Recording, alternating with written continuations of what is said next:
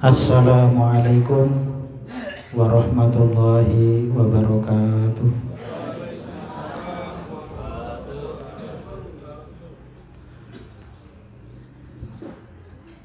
A'udzu billahi minasyaitonir rajim. Bismillahirrahmanirrahim. Alhamdulillahi rabbil alamin. Wa bihi nasta'inu ala umurid dunya waddin. Wassalatu wassalamu ala asrafil anbiya'i wal mursalin Sayyidina wa nabiyyina Muhammadin sallallahu alaihi wasallam wa ala alihi wa ashabihi ajma'in. Amma ba'd. Faqad qala an-nabiyyu sallallahu alaihi wasallam, man kharaja fi talabil ilmi fahuwa fi sabilillah hatta yarji.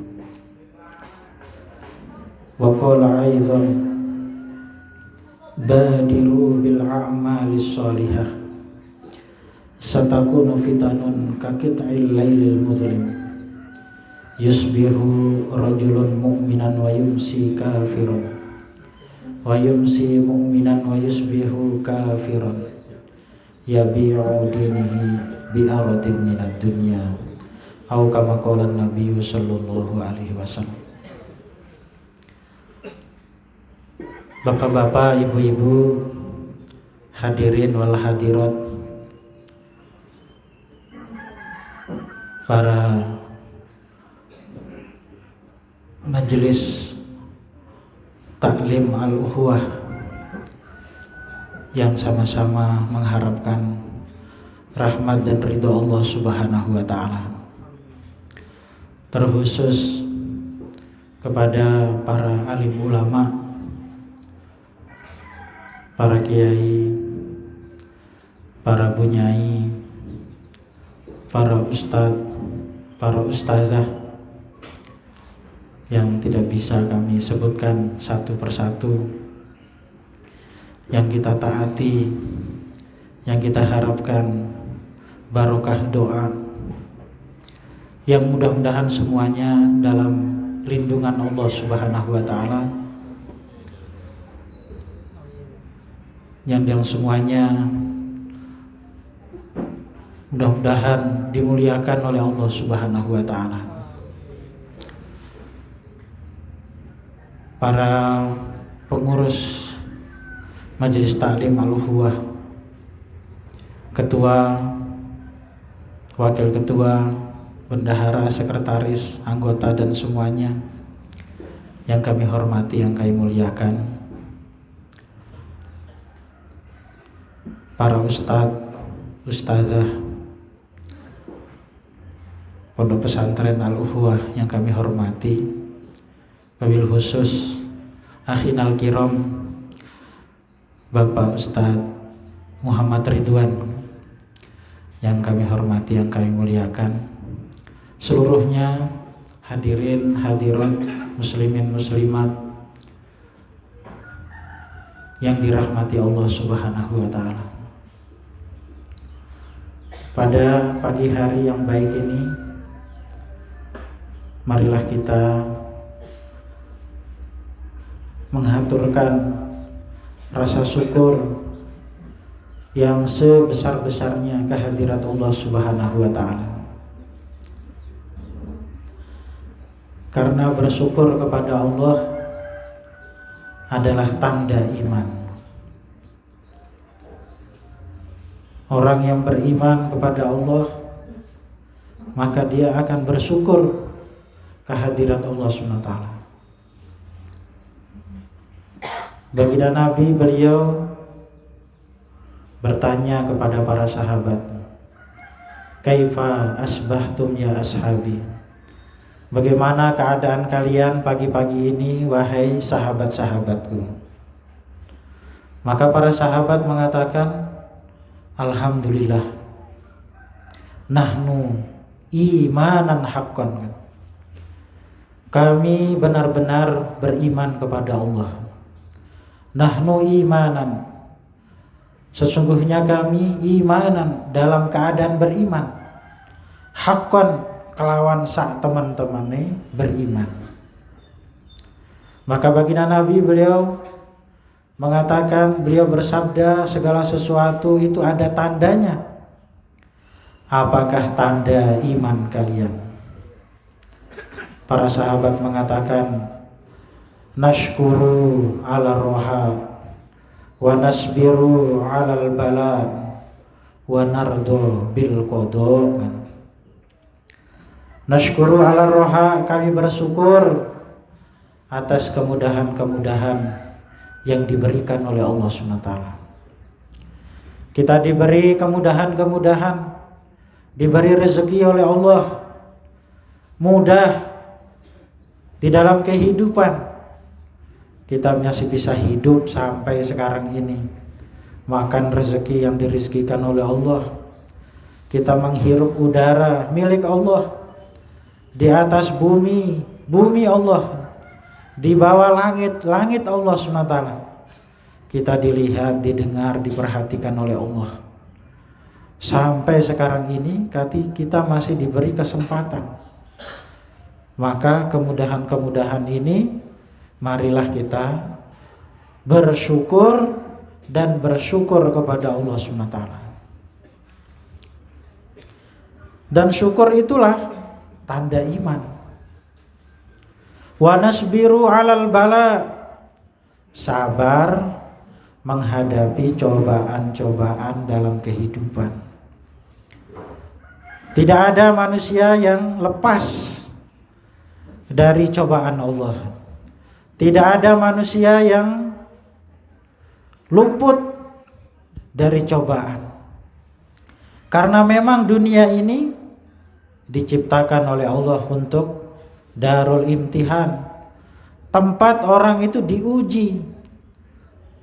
Dunia ini adalah darul imtihan.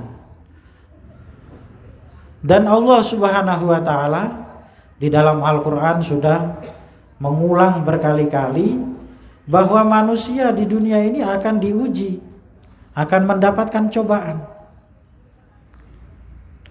Wala nabluwannakum bisyai'im minal khaufi wal ju' wa naqsim minal amwali wal anfusi was thamarat. Manusia di dunia ini diuji dengan berbagai macam keadaan. Bahkan dalam ayat yang lain pun Allah menyebutkan bahwa pasti manusia itu akan diuji oleh Allah, dan itulah tujuannya. Allah menciptakan kehidupan, menciptakan kematian adalah untuk menguji manusia. Huwallazi khalaqal mauta wal haya liyabluwakum ayyukum ahsanu amala. Dialah Allah yang menciptakan kematian, kehidupan. Ada yang hidup, yang lahir, ada yang meninggal. Semuanya tujuannya antara hidup dan mati manusia itu liyabluwakum. Allah akan menguji kalian. Ayyukum ahsanu amala. Siapa dari kalian itu yang paling baik amalnya. Maka ketika cobaan itu datang, wa nasbiru alal bala, manusia itu harus punya sifat. Apa sifatnya itu? Sabar atas cobaan-cobaan yang datang dari Allah. Jangan kita ini merasa aman. Tidak, gak ada manusia yang aman di dunia ini. Dia pasti akan diuji oleh Allah. Kadang berkurangnya harta, bisyai'im minal khauf, kadang dia merasa khawatir, merasa ketakutan. Siapa saja perasaan itu akan tetap ada. Khawatir kalau dia di rumah, khawatir nanti bagaimana untuk makannya, nanti mau buat, masih ada gawe, masih ada hajatan yang ingin dilaksanakan, nanti bagaimana. pelaksanaannya, biayanya, dan sebagainya, dan sebagainya. Nanti bisa berjalan dengan baik apa tidak, hujan apa panas, kekhawatiran. Yang sudah menikah juga khawatir, nanti setelah menikah ini bisa punya anak apa tidak. Setelah punya anak khawatir lagi nanti anaknya bagaimana, hidupnya, pendidikannya, kekhawatiran. Itulah termasuk cobaan dari Allah. Bisyai'in minal khauf wal ju'. Begitu pula dalam makanan, dalam kebutuhannya. Nanti bagaimana ini? Sekarang ini dunia ini sedang macam-macam beritanya. Katanya di Eropa itu sedang perang. Negara apa itu, Pak? Ukraina apa aja? Ukraina katanya. Perang. Padahal katanya itu penghasil gandum. Nanti bagaimana ini? Kalau sekarang mungkin gandumnya masih banyak, tapi kalau nggak ditanam, ke depannya ini yang jual bolang-baling ini masih bisa jual bolang-baling apa tidak?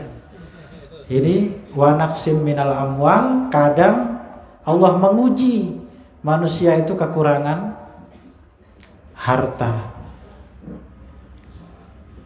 Ada orang sebelum dia ini sungguh-sungguh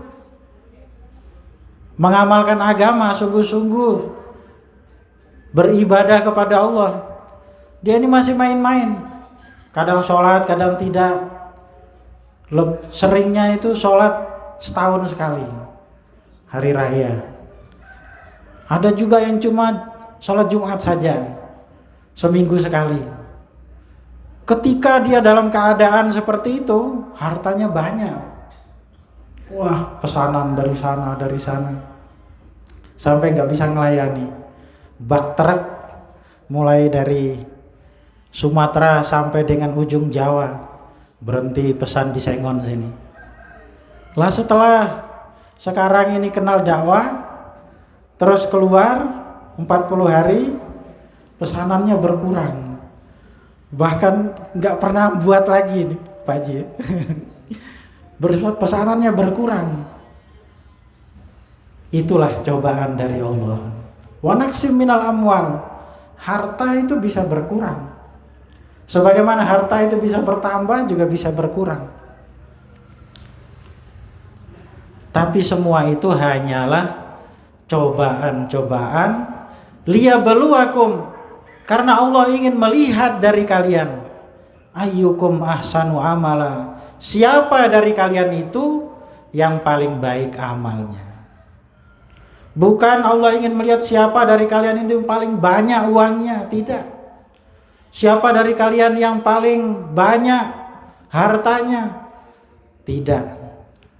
Tetapi yang ingin dilihat oleh Allah, siapa dari hamba-hambanya ini yang dalam berbagai macam cobaan, ujian dari Allah, dia tetap istiqomah, dia tetap hatinya tunduk kepada Allah SWT.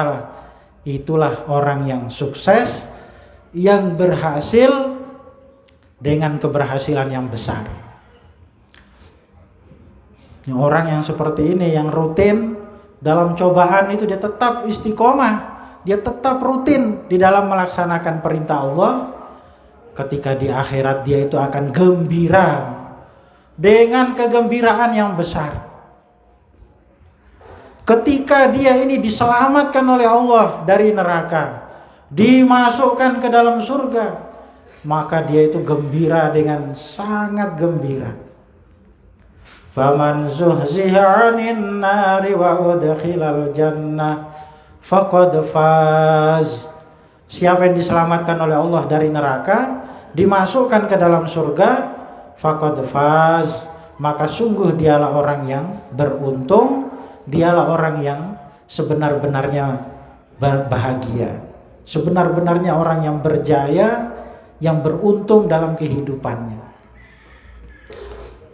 Nah, saat itu ketika dia melihat bahwa ketika dia mengalami cobaan, kurangnya harta, kurangnya jiwa, kurangnya macam-macam yang dialami dalam kehidupannya.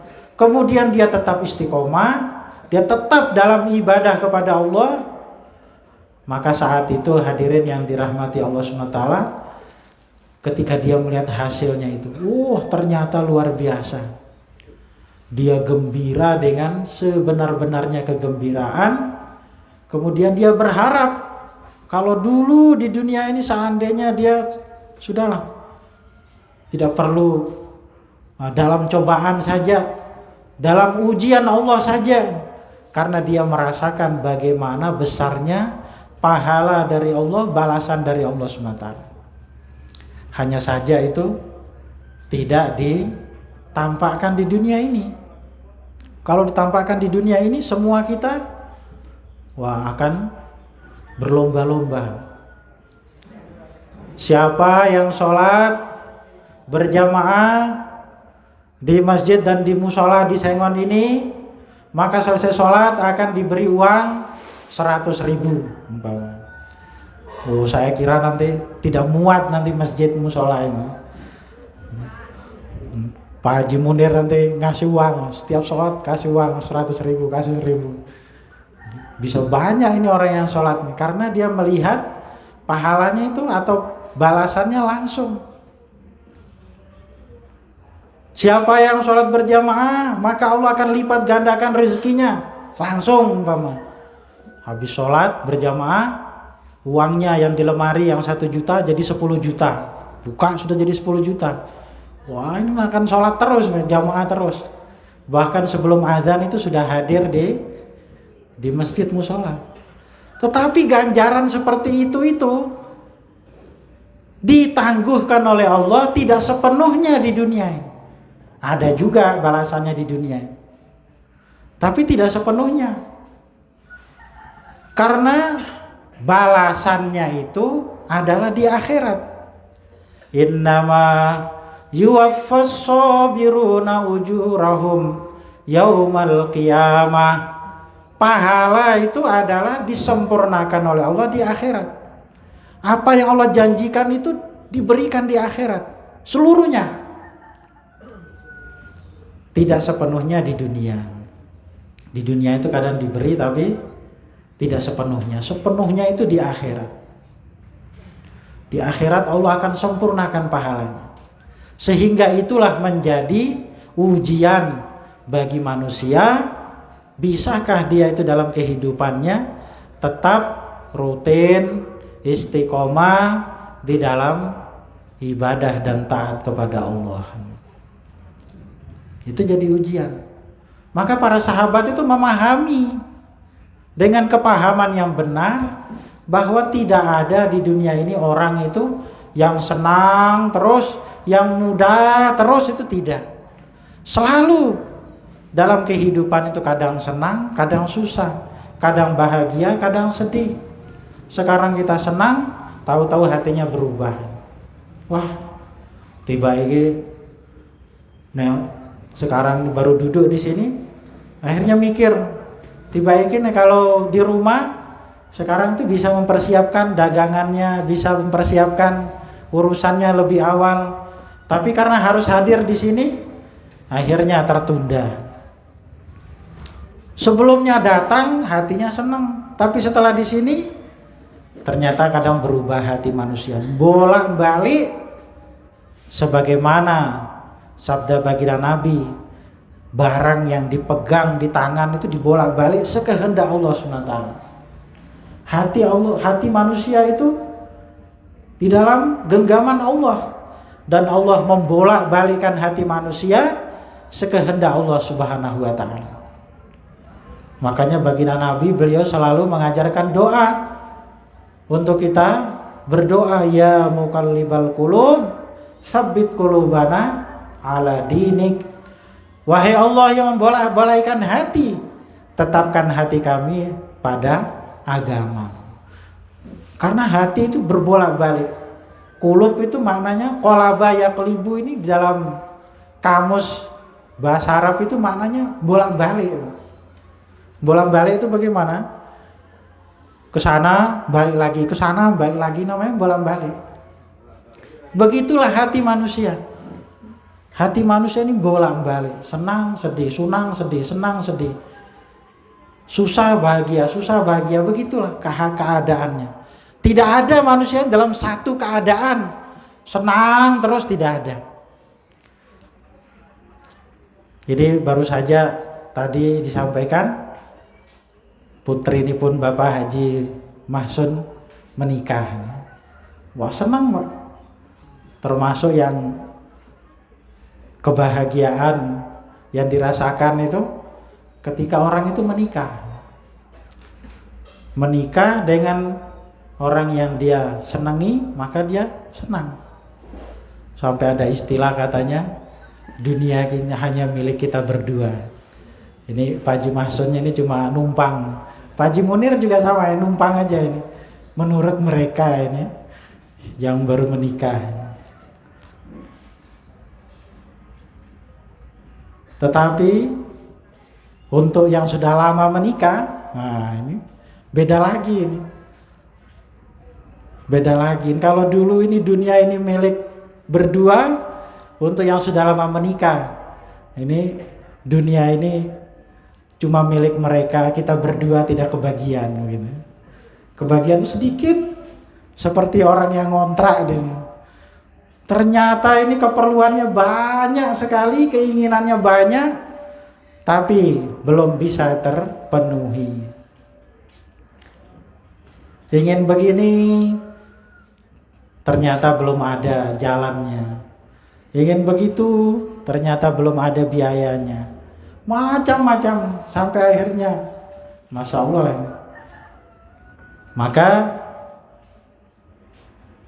di saat senang atau di saat awal ketika bahagia itu hendaknya kita mengingat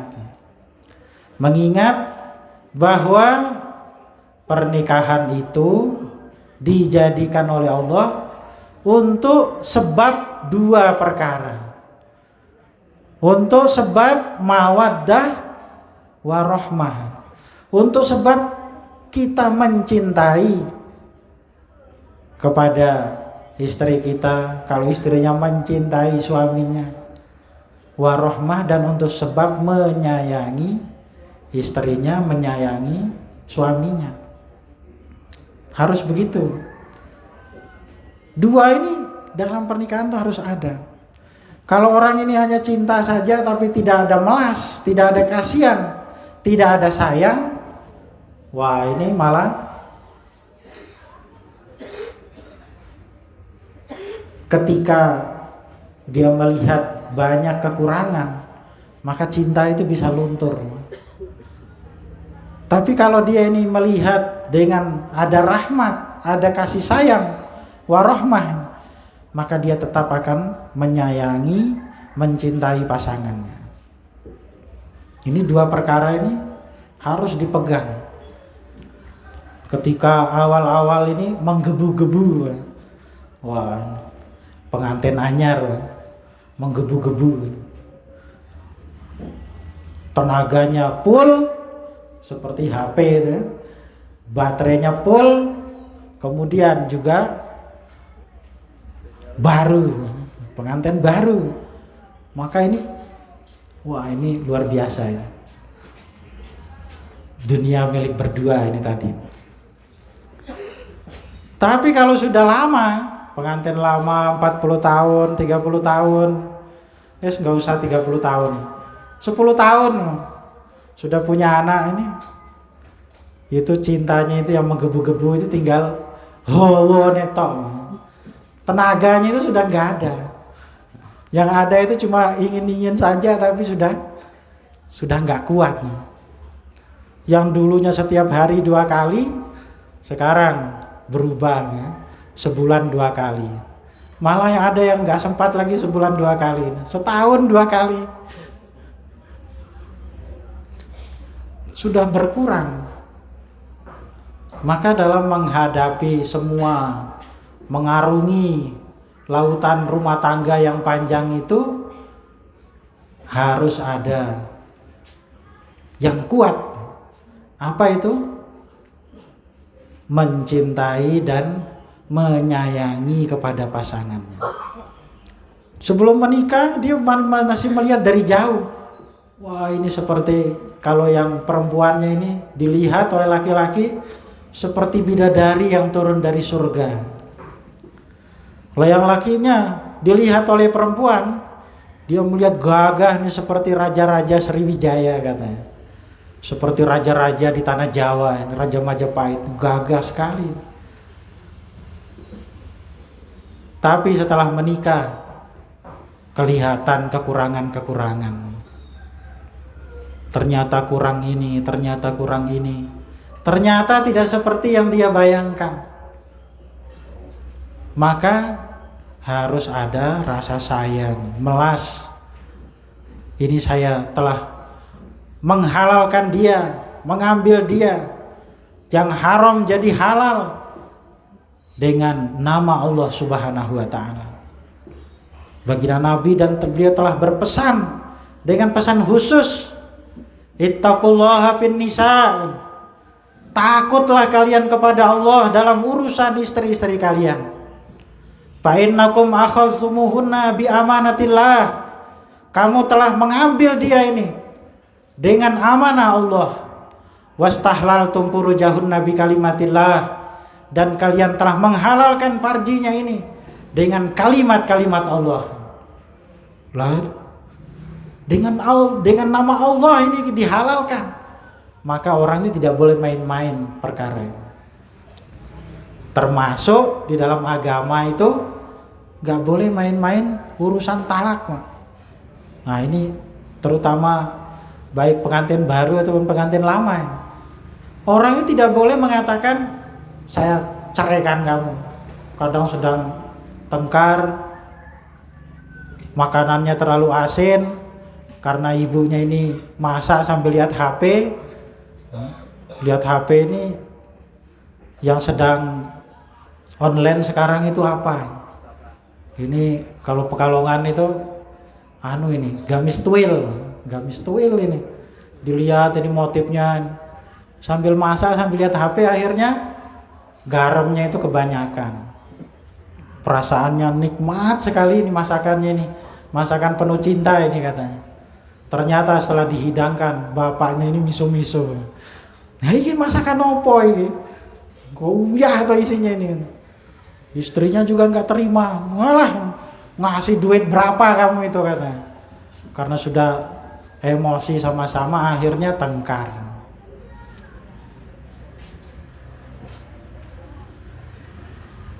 Lah ketika itu terjadi, Pak, jangan sampai laki-laki itu keluar dari mulutnya itu, saya ceraikan kamu, pegatan, pegat kowe, nggak boleh, Pak. Begitu diucapkan, walaupun hatinya itu tidak niat, jatuh talaknya. Kok diulangi lagi, jatuh talak duanya. Diulangi lagi 3 kali, jatuh talak 3-nya. Kalau sudah jatuh talak 3 itu sudah nggak boleh kumpul. Loh ini kan bahaya kayak begitu itu. Saya nggak niat. Kalau sore jelas seperti itu nggak perlu niat. Sudah jatuh. Maka bagaimanapun keadaannya tidak boleh bermain-main dengan ucapan. Lah, karena apa? Karena kalian telah menghalalkan yang tidak boleh itu jadi boleh dengan kalimat-kalimat Allah Subhanahu wa taala.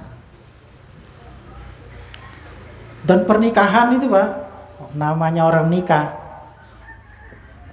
Nikah itu kalau orang hampir separuh dari umur manusia.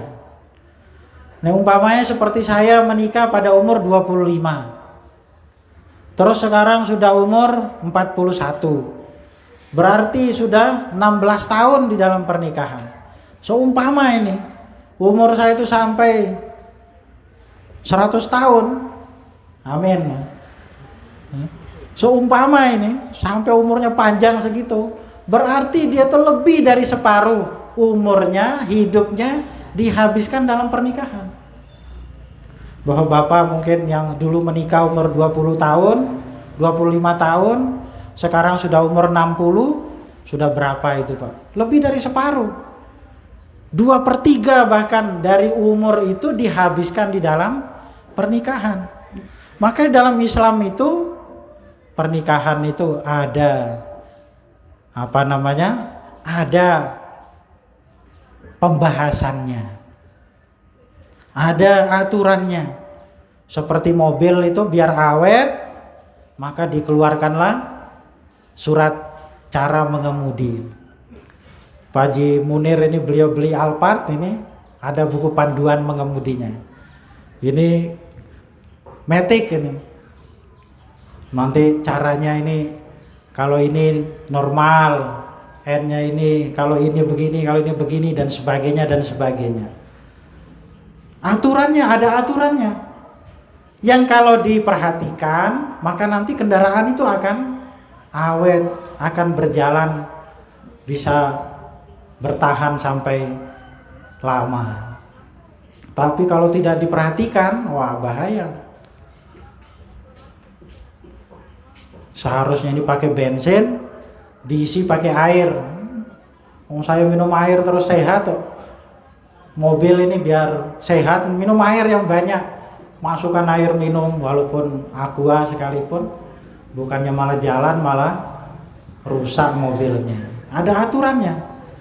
Begitu pula orang ini berumah tangga, Allah memberi waktu yang begitu panjang dalam umurnya dengan panduan yang jelas, sehingga rumah tangganya itu bisa awet sampai nanti dia di hadapan Allah Subhanahu wa taala. Karena di akhirat itu termasuk sabda baginda Nabi, yang pertama kali orang yang akan engkel-engkelan, orang yang akan musuh-musuhan, itu adalah orang yang berkasih sayang atau suami istri ketika dulu di dunia. Al-akhillau ba'duhum yawma idzin li ba'din adu. Al-akhillau, orang yang berkasih sayang, suami istri dulu di dunia, ba'duhum li ba'din, sebagian mereka kepada sebagian yang lain, aduun, adalah musuh. Si istrinya menyalahkan suaminya, ya gara-gara kamu, kata.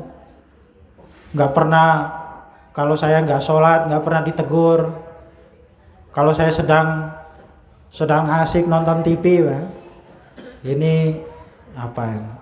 Drama Indosiar, Jeritan Hati Istri, kan? Judulnya Jeritan Hati Istri. Sedang nonton, dilihat aja, nggak pernah ditegur sudah sholat isya apa belum, dibiarkan saja, ditinggal untuk keperluannya. Istrinya menyalahkan suaminya, si suami juga nggak kalah ini alasannya, ya gara-gara kamu, kan? Nih punggung saya ini jadi hitam mengkilat, macul terus, yang macul, Pak. Gara-gara untuk menghidupkan kamu, untuk memberikan makanan yang enak kepada kamu, untuk membelikan itu online-nya itu, kan. Sampai saya ini sudah gak bisa lagi untuk ibadah kepada Allah. Maka musuh-musuhan di akhirat ini. Illa aduun, kecuali illal muttaqun, kecuali orang-orang yang bertakwa. Maknanya yang mereka itu menjaga rumah tangganya itu dengan dasar takwa kepada Allah Subhanahu wa taala. Maka ini penting, seorang suami selain dia ini memikirkan urusan Timur Tengah, juga dia harus memikirkan bagaimana ibadahnya keluarganya. Dan orang itu kalau memikirkan agama keluarganya, insya Allah urusan-urusan yang lain itu biasanya mudah, akan diberi kemudahan oleh Allah. Keluarganya itu akan tenang, akan bahagia, kemudian akan datang macam-macam kemudahan. Lah ini sing dadeke tidak mudah itu kenapa? Karena urusan agamanya itu tidak diperhatikan, akhirnya apa? Keluarganya itu tidak tenang. Yang ada itu selalu kurang, terus karena merasa kurang akhirnya apa? Tukaran. Akhirnya marah-marahan satu dengan yang lain. Si istri menyalahkan suami yang tidak bisa menghasilkan lebih banyak. Kenapa nggak seperti sana yang uangnya banyak? Kok saya ini nikah sama kamu ini yang melarat tidak karu-karuan katanya. Si suami juga nggak kalah. Ini saya dapat istri kok rewel seperti kamu ini, seperti knalpot bolong ini. Pepet sampai saling menyalahkan satu dengan yang lain. Karena apa? Agamanya itu tidak diperhatikan. Maka nikah itu seperti Allah memerintahkan sholat, juga Allah memerintahkan orang itu untuk menikah. Seperti dalam surat An-Nisa, Pankihu ma taba lakum minan nisa masna wa thulatha wa ruba'.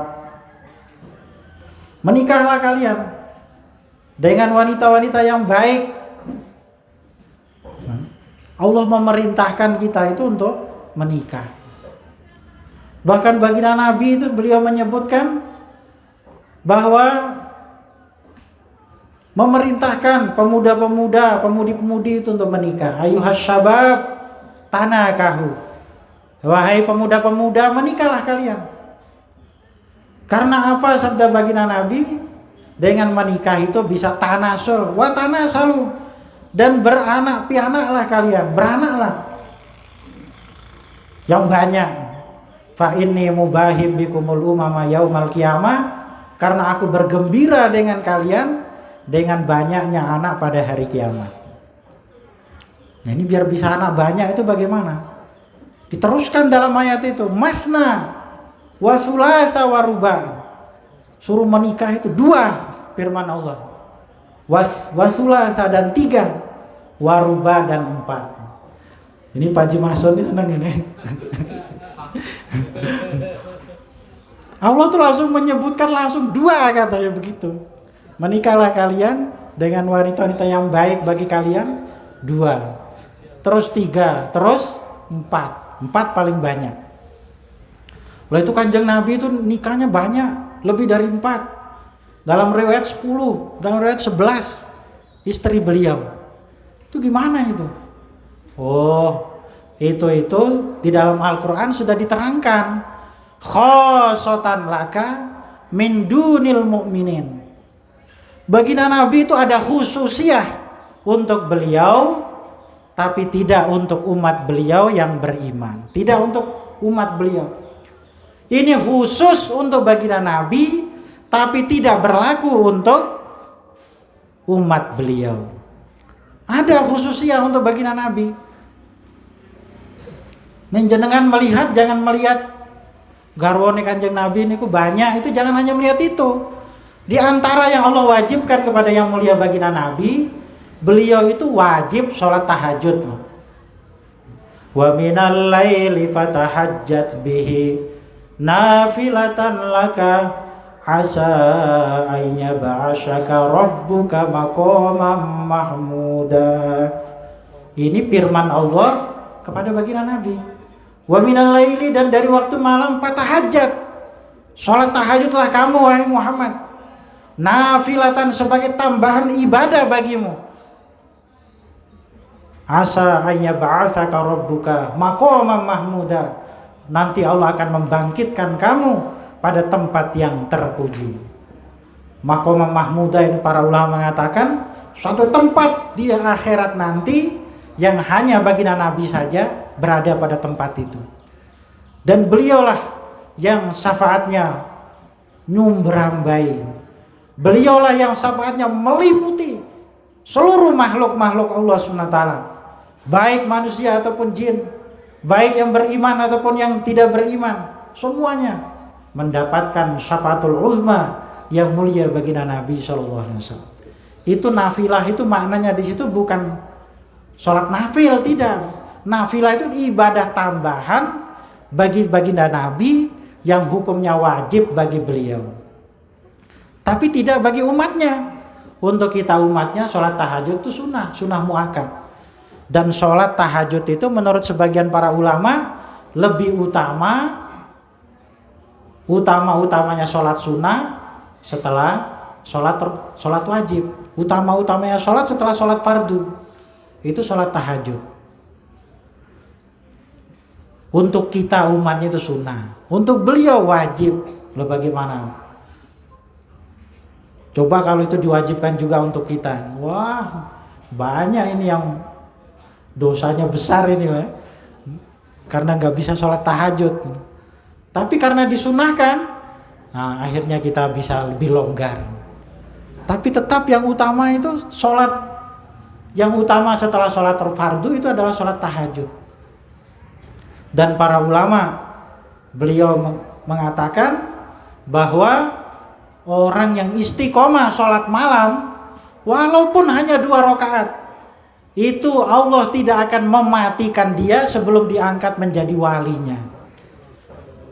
Karena wali Allah itu tidak ada yang malam itu tidur terus tuh nggak ada.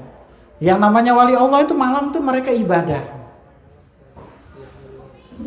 Bahkan malam itu tidak bisa tidur.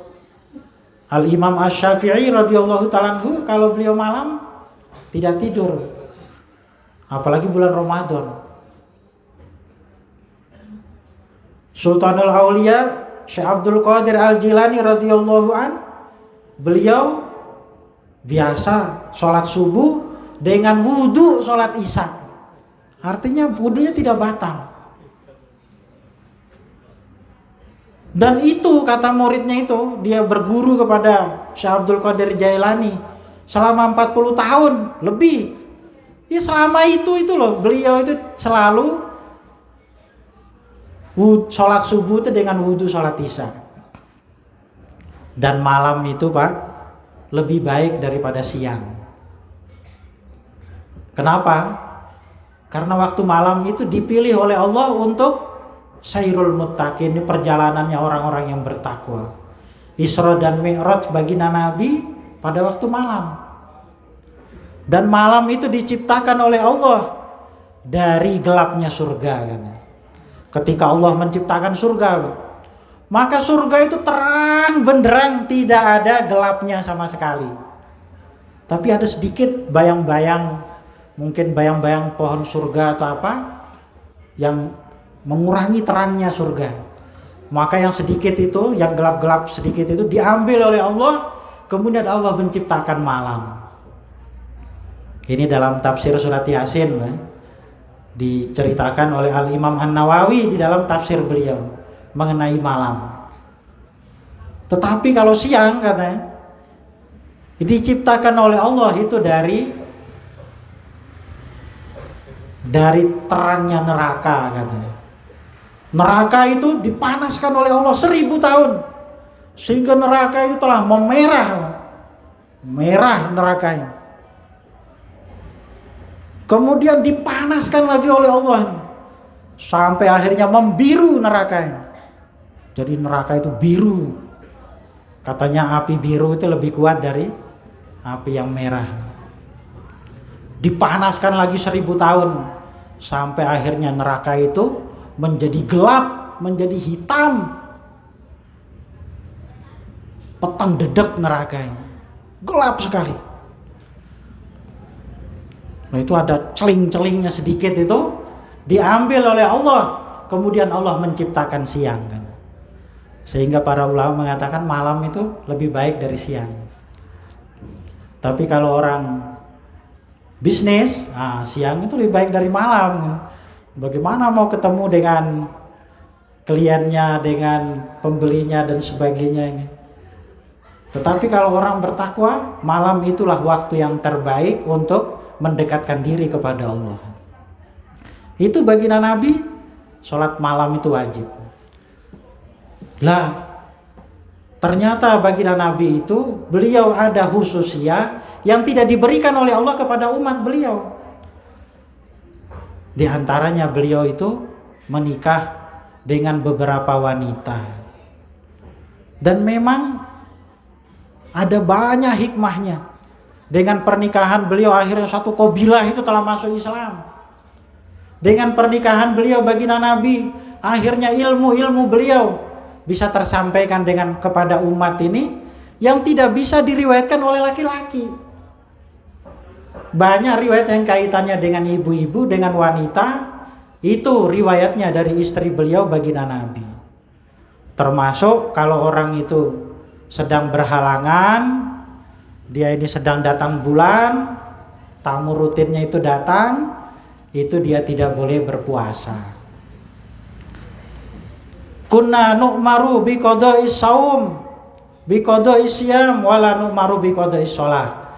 Itu riwayatnya oleh istri yang mulia baginda Nabi Sayyidatina Aisyah radhiyallahu ta'ala anha. Kami diperintahkan untuk mengqadha puasa, tapi tidak diperintahkan untuk mengqadha sholat. Kalau sholatnya ini orang berhalangan tidak boleh sholat dan tidak diqadha. Tapi kalau puasa Ramadan wajib diqadha. Riwayat dari mana? Dari istri baginda Nabi. Baginda Nabi kalau beliau ini setelah mandi, maka istrinya itu menyiapkan kain untuk mengelap badan beliau.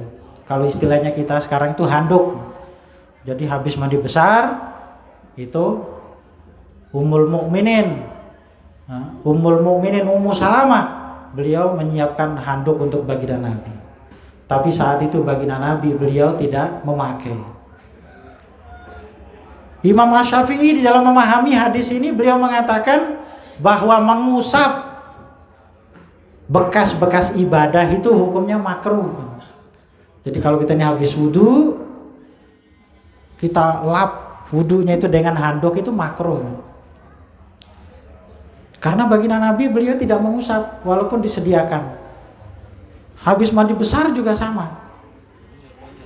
Ini pendapat Imam Syafi'i. Dan kalau habis mandi besar nggak handukan itu nggak enak, Pak. Wah, ini basah semua, rambutnya telas. Apalagi pengantin baru ini ketahuan ini habis ngapain ini katanya. Nggak enak sama mertuanya kalau nggak berhanduk. Tapi tenang, Pak. Ternyata ini mazhab Hanafi dan juga imam mazhab yang lain mengatakan tuh justru dari hadis itu menerangkan bahwa orang ini kalau habis mandi besar itu disunahkan mengusap, mengelap badannya. Buktinya apa katanya ini?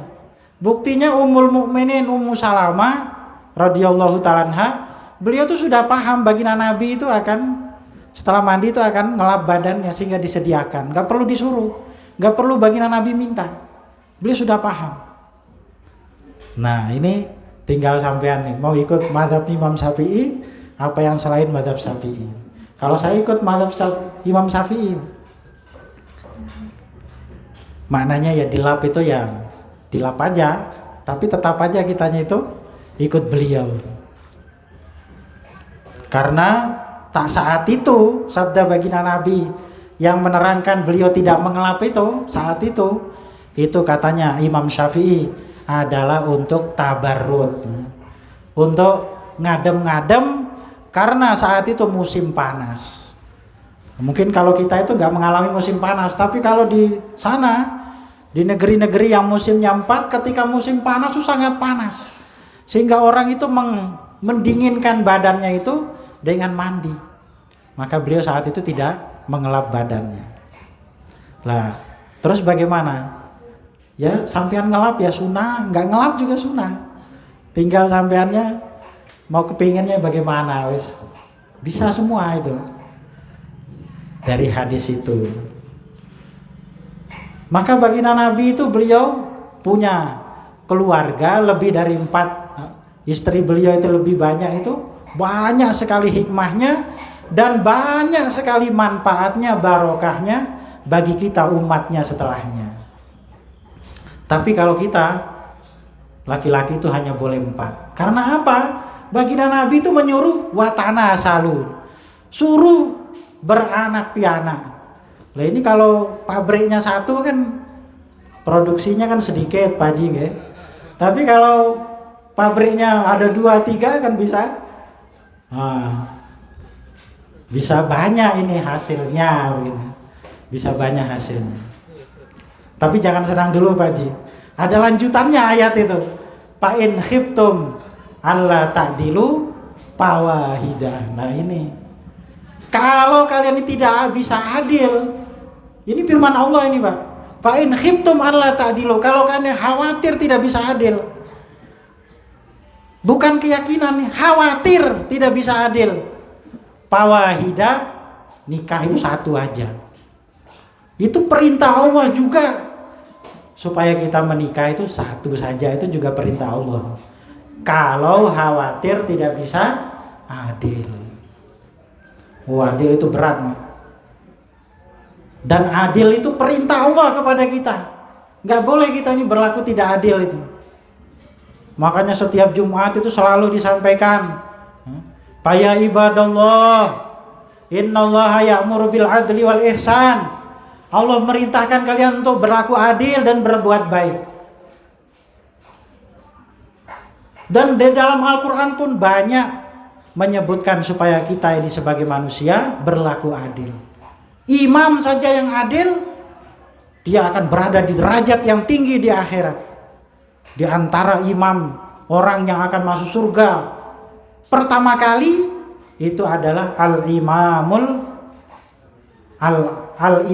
adil, imamul adil, imam yang adil, pemimpin yang adil, dia akan masuk surga. Walaupun mungkin ibadahnya tidak banyak, walaupun zikirnya tidak banyak, tapi kalau dia adil kepada orang-orang yang dipimpinnya, dia ini akan masuk surga lebih awal.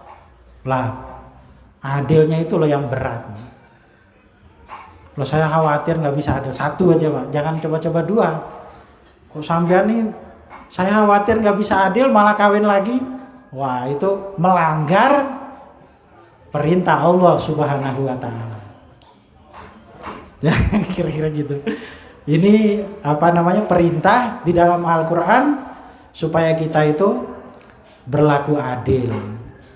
Tapi yang namanya adil itu kan yang bisa sebenar-benarnya hanya Allah. Allah itu kalau memperlakukan manusia dengan adil itu luar biasa dan hikmahnya banyak. Ada orang duduk di bawah pohon beringin, Pak. Dia sedang ngelamun di bawah pohon beringin ini. Dia melihat beringin itu begitu tinggi. Di atasnya itu buahnya kecil-kecil, buah beringin itu.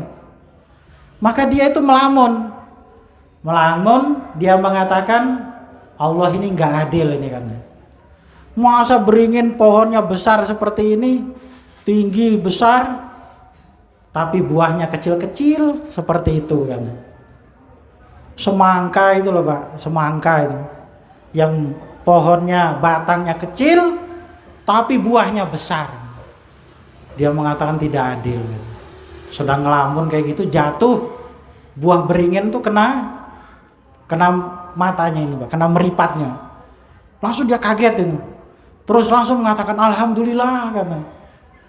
Coba nih buah beringin sebesar buah semangka itu. Apa enggak matanya ini tambah sakit begitu. Untung ini buah beringin kecil segitu kan. Berarti ini Allah itu maha adil kan. Baru dia itu tahu kan. Allah itu kalau menciptakan segala sesuatu hikmahnya begitu besar. Orang ini diciptakan oleh Allah dalam Al-Quran fi ahsani taqwim katanya, sebaik-baik ciptaan. Sebaik-baik ciptaan. Perempuan, wanita itu ciptaan Allah yang paling indah. Nabi Adam di surga itu sudah dengan segala macam kenikmatan merasa kurang. Ada yang beliau ini perasaan itu apa ini kok saya semacam kayak kesepian, kayak tidak ada yang menemani begitu. Ketika Allah menciptakan Hawa dengan segala keindahan beliau, Sayyidah Hawa, maka Nabi Adam tuh langsung berbunga-bunga hatinya. Kenikmatan-kenikmatan surga itu rasanya akan bisa lebih dinikmati bersama dengan pasangan beliau, Sayyidah Hawa. Ya begitulah Allah menciptakan manusia dengan sebaik-baik ciptaan. Jari ini 5 inilah sudah sempurna seperti ini. Kapan ditambah ya jadi kurang, jadi tidak sempurna, dikurangi juga tidak sempurna. Ini hikmah Allah Subhanahu wa taala. Ditambah jadi cacat, dikurangi jadi cacat. Dan banyak lagi dari hikmah-hikmah Allah Subhanahu wa taala yang luar biasa. Termasuk di dalam Al-Qur'an surat Al-Baqarah itu kalau bulan Ramadan boleh melakukan hubungan suami istri tapi malam hari. Uhilla lakum lailatas syamir rafathu ila nisaikum. Dibolehkan bagi kalian menggauli istri-istri kalian di waktu malam. Nah, di waktu malam, tapi tidak di waktu siang. Lah malam itu kapan toh? Yang namanya malam itu ya mulai maghrib terbenamnya matahari itu sampai tenggelam itu namanya waktu malam. Nah, ulama-ulama dulu yang mereka ini membaca Al-Quran, maka mereka itu mesti nih malam Ramadan itu selalu mengumpul istrinya. Karena dalam Al-Quran itu disebutkan begitu. Uhilla lakum lailatas syam rafathu nisaikum. Termasuk yang halal yang Allah sebutkan di dalam Al-Quran itu adalah menggauli istri di waktu malamnya bulan Ramadan. Oke. Nah, maka bapak-bapak, ibu-ibu, hadirin wal hadirat yang dirahmati Allah SWT, kalau bulan Ramadan itu malam boleh, tapi siangnya tidak boleh. Kalau siang itu bahaya, gantinya puasa 2 bulan berturut-turut. Wah, ini 2 bulan berturut-turut, bulan puasa sebulan saja nggak tahan. Sampai kebablasan siangnya tetap nyoblos juga. Lah, kalau seperti itu nggak mampu, merdekakan budak. Nggak ada budak sekarang ini. Maka kalau tidak ada, ini memberi makan 60 fakir miskin, baru dia itu boleh lagi menggauli istrinya. Setelah dia bayar itu kafarohnya itu. Nah, ini bulan Ramadan. Maka bapak-bapak, ibu-ibu, hadirin wal hadirat yang dirahmati Allah SWT, kita akan masuk bulan suci Ramadan. Inilah kesempatan bagi kita untuk meningkatkan diri. Man parwaha bihuduri Ramadan ghufirallahu lahu ma taqaddama min dzambi. Para ulama mengatakan siapa yang gembira dengan datangnya bulan Ramadan, maka Allah akan mengampuni segala dosa-dosanya. Maknanya dia gembira hatinya dengan hadirnya bulan Ramadan. Diniatkan untuk melaksanakan macam-macam ibadah dalam bulan Ramadan. Kesempatan ibadah fardu bulan Ramadan 70 kali lebih utama di luar bulan Ramadan. Ibadah sunnah diberi pahala seperti melaksanakan ibadah fardu. Maka kita akan masuk bulan suci Ramadan. Bagaimana kita niatkan bulan Ramadan itu bulan peningkatan bagi kita di dalam setiap amal-amal kebaikan dalam kehidupan kita. Kita berpuasa, juga beribadah, juga kita saling berbagi, bersodakoh satu dengan yang lain.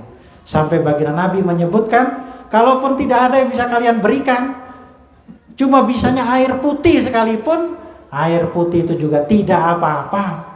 Karena barang siapa beri minum untuk orang yang berbuka puasa, maka Allah nanti di akhirat akan diberi minum dari telaga Kautsar melalui tangan yang mulia baginda Nabi, yang setelah dia minum dia tidak akan haus lagi selama-lamanya.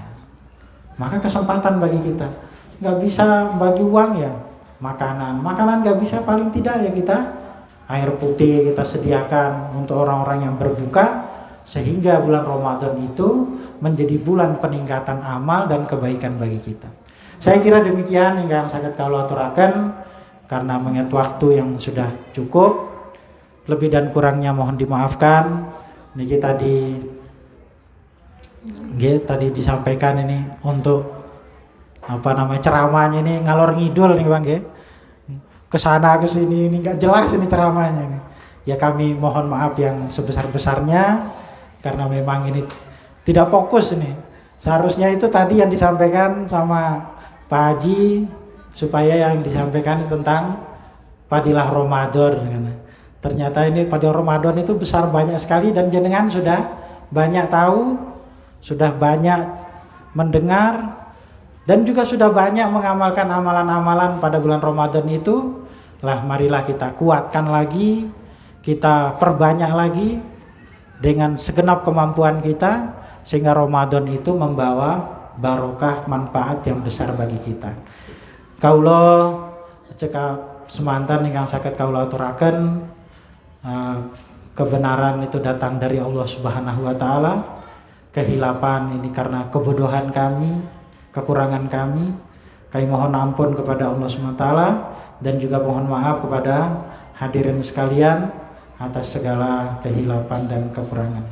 Dan monggolah kita terakhir berdoa kepada Allah, mudah-mudahan kita semua senantiasa dalam rahmat Allah, dalam bimbingan Allah SWT. Pengantin baru, pengantin lama, mudah-mudahan diberi kemudahan, dikabulkan hajat-hajatnya, diberkahi keluarganya, rezekinya, anak turunnya, dan semuanya. Bibarakatil Fatihah. A'udzubillahi minasyaitonirrajim. Alhamdulillah. Ar-Rahmanir-Rahim. Iyyaka na'budu wa iyyaka nasta'in. Shiratal ladzina ghairil maghdubi 'alaihim.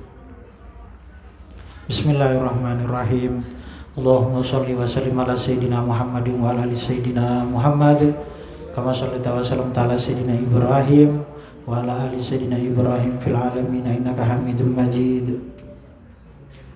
Allahumma barik lana fi umurina kulliha wa ajirna min hizzid dunya wa adzabil akhirah. Allahumma barik lana fi ahlina, Allahumma barik lana fi auladina, Allahumma barik lana fi kasbina, Allahumma barik lana fi ma a'taitana min khairid dunya wal akhirah. Allahumma aslih lana dinana alladhi huwa ismatu amrina, wa aslih lana dunyana allati fiha ma'ashina, wa aslih lana akhiratina allati hiya ma'adina, waj'alil hayata ziyadatan lana fi kulli khair, waj'alil mauta rohatan lana min kulli syarr. Ya muqallibal qulub tsabbit qulubana ala dinik, wa ya musarrifal qulub sarrif qulubana ala ta'atik. Allahumma barik lana fi Sya'ban, Allahumma barik lana fi Sya'ban wa ballighna Ramadan warzuqna li ihya'i lailatul qadar innaka ala kulli syai'in qadir Allahumma akhir lana wa akhtar lana, Allahumma akhtar lana wa akhir lana fi umurina kulliha wa ajirna min hizzid dunya wa azabil akhirah. Allahumma jal istima'ana hadza istima'an mubarakah wa tafarruqana ba'dahu tafarruqan ma'suman marhuma. Rabbana hab lana min azwajina wa dhurriyyatina qurrata a'yunin waj'alna lil muttaqina imama. Rabbana atina fid dunya hasanah wa fil akhirati hasanatan wa qina adzabannar. Subhana rabbika rabbil izzati amma yasifun wa salamun alal mursalin walhamdulillahi rabbil alamin. Al-afu minkum, summa salam, wassalamu alaikum warahmatullahi wabarakatuh.